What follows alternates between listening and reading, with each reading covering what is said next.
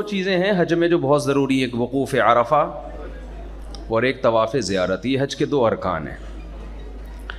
ان میں بھی وقوف عرفہ کا کوئی متبادل نہیں ہے، وقوف عرفہ ضروری ہے. باقی طواف زیارت اس کا بھی آلٹرنیٹ ہے، یعنی دم دینا پڑتا ہے، پھر بعد میں قضا بھی ہو سکتی ہے.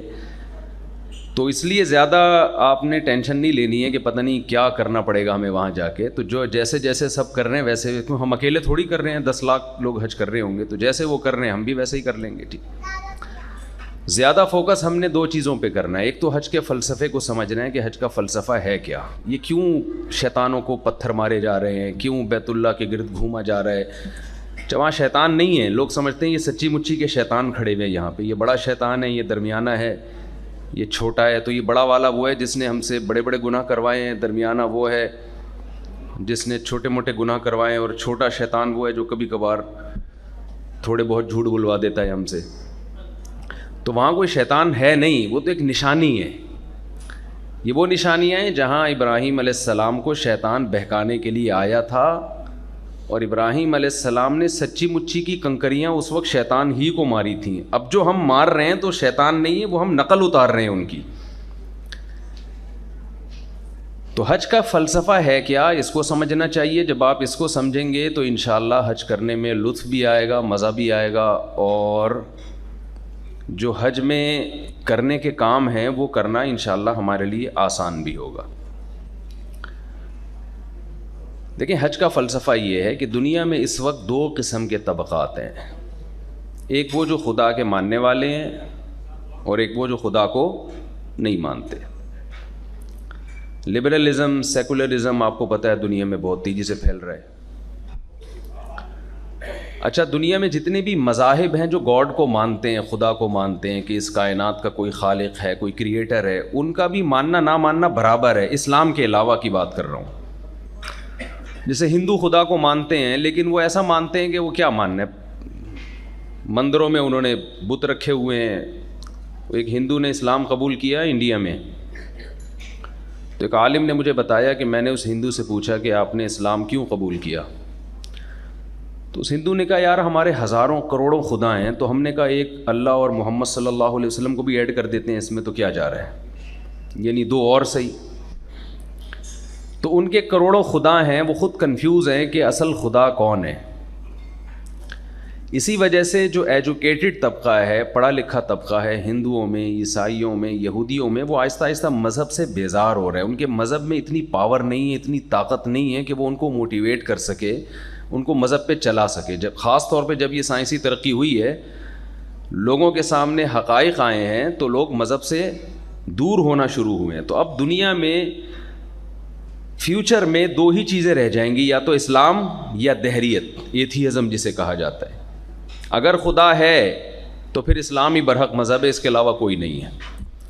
یا پھر خدا کو ڈکشنری سے ہی نکال دیا جائے. گاڈ کا تصور ہی معاذ اللہ غلط ہے. پھر جو جیسے کہ ڈاروین کی تھیوری ہے، اور آپ سب زیادہ جانتے ہیں کہ یہ کائنات خود بخود وجود میں آئی ہے اور سب ایسے ہی ہے.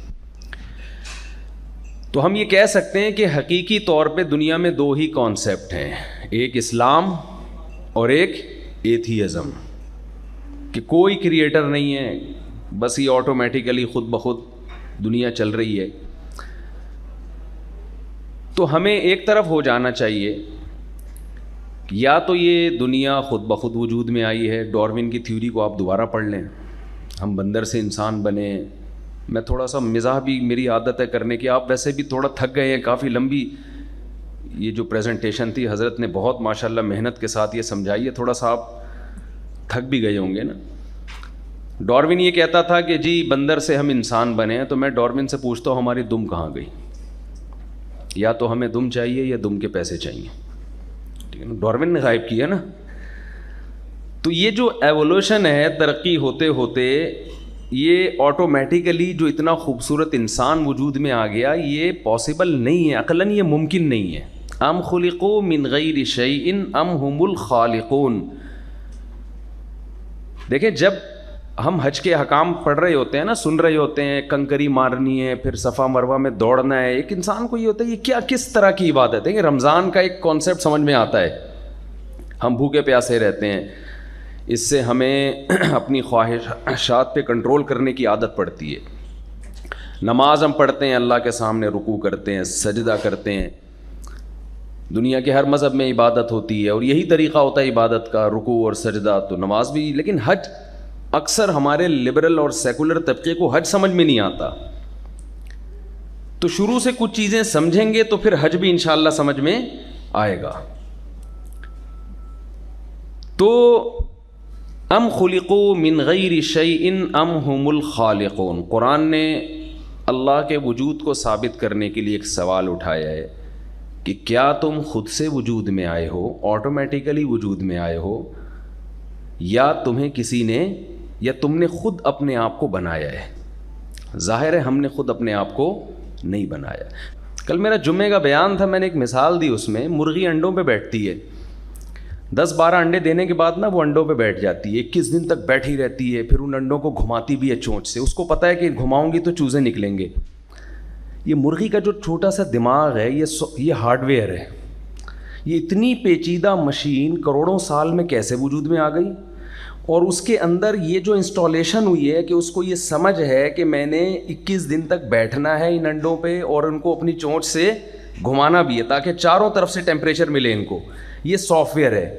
ایک معمولی سا سافٹ ویئر کسی کمپیوٹر میں آٹومیٹیکلی کھربوں سال میں بھی خود بخود انسٹال نہیں ہو سکتا. تو مرغی کے دماغ میں ایسا سافٹ ویئر کہاں سے آ گیا؟ اس کو یہ سمجھ کہاں سے آ گئی؟ بکری کا بچہ پیدا ہوتے ہی تھنوں کی طرف لپکتا ہے. اسے ماں کے پیٹ میں کون سکھا رہا ہے؟ بچہ پیدا ہوتا ہے، اللہ ماں کی چھاتیوں میں دودھ پیدا کر دیتا ہے فوراً. یہ ایسا عظیم اتفاق. دیکھیں، ایک لوہا کھربوں سال میں پڑے پڑے تلوار یا تیر نہیں بن سکتا. یہ ایک سیل جو اتنی پیچیدہ مشین ہے، اتنی پیچیدہ ساخت ہے اس سیل کی، جو انسانی اکائی ہے، انسان کی پہلی یونٹ ہے، وہ وجود میں آ جائے اور اتنے زبردست طریقے سے جڑ جائے کہ ادھر آپ کے آنکھوں میں بینائی آ جائے، کانوں میں سننے کی طاقت آ جائے، دماغ میں سوچنے کی طاقت آ جائے، دل پمپنگ کر رہا ہے کہ ایسی موٹر ہے جو بلڈ کو سرکولیٹ کر رہا ہے. یہ کھربوں سال میں بھی آٹومیٹیکلی نہیں ہو سکتا. یہ ناممکن ہے. ایک چھوٹا سا گلاس کھربوں سال میں جڑ نہیں سکتا، ٹوٹ سکتا ہے. تو انسان کیسے وجود میں آ سکتا ہے؟ خیر، یہ ایک الگ ٹاپک ہے، اس پر ہم انشاءاللہ سفر میں آپ کے ساتھ ہوں گے اور آپ سے ہماری گپ شپ انشاءاللہ رہے گی. تو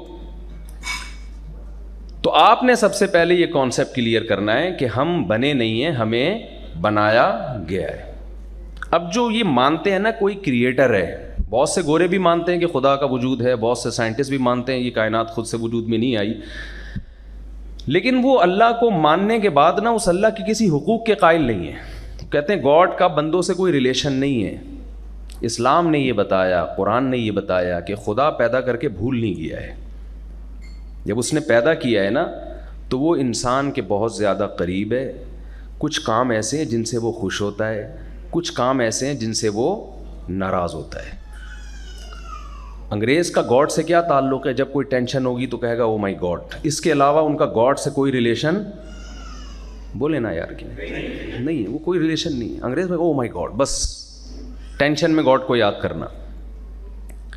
ان سے کہو کہ گاڈ نے زنا کو حرام قرار دیا، وہ کہتے ہیں یار یہ یو ایس اے کے قانون کو ہم دیکھیں گے، آسٹریلیا کے لاء کو، یورپ کے لاء کو دیکھیں گے، گاڈ کا لاء ہمیں نہیں بتایا کرو. یہ پرانے دور کی پرانی کہانی ہے، پرانے قصے. ان سے کہا جائے کہ ماں باپ کا یہ حق ہے کہ ان کے اولڈ ہاؤس میں آپ جمع نہ کرائیں. وَلَا تَقُلْ لَهُمَا اُفٍّ، خدا کہتا ہے کہ ماں باپ کو اف کرنے کی اجازت نہیں ہے. گھر سے نکال کے اولڈ ہاؤس میں لے جانا تو بہت دور کی بات ہے.